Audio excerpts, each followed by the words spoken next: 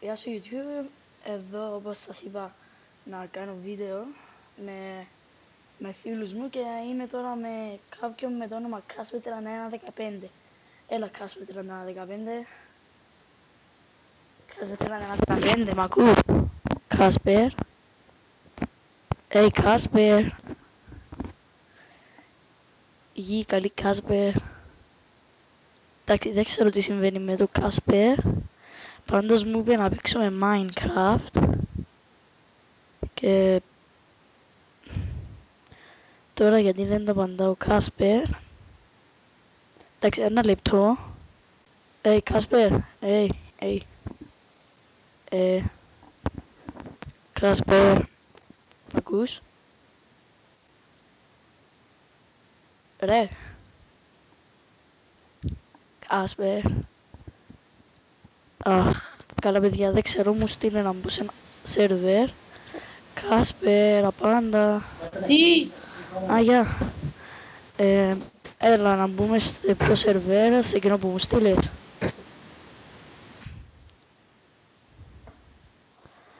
Καλά παιδιά, εγώ θα μπω στο εντάξει, παιδιά, θα μπούμε στο σερβερ και Minecraft είναι 1.7 και θα σας πω μετά. Εντάξει παιδιά, τώρα να βρω το σερβερ. Να το IP, Nozen PvP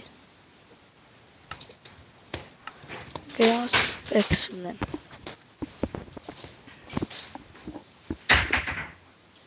Θα κλείσετε την πόρτα.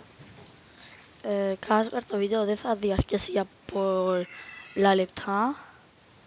Μόλις γίνει 2 και 25 θα το σταματήσει και 24 θα το σταματήσουμε.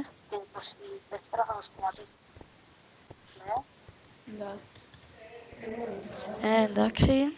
Γεια σας παιδιά, γεια σας παιδιά, γεια σας. Τελικά παιδιά ο Κάσπερ έχει φύγει. Έπρεπε να πάει κάπου.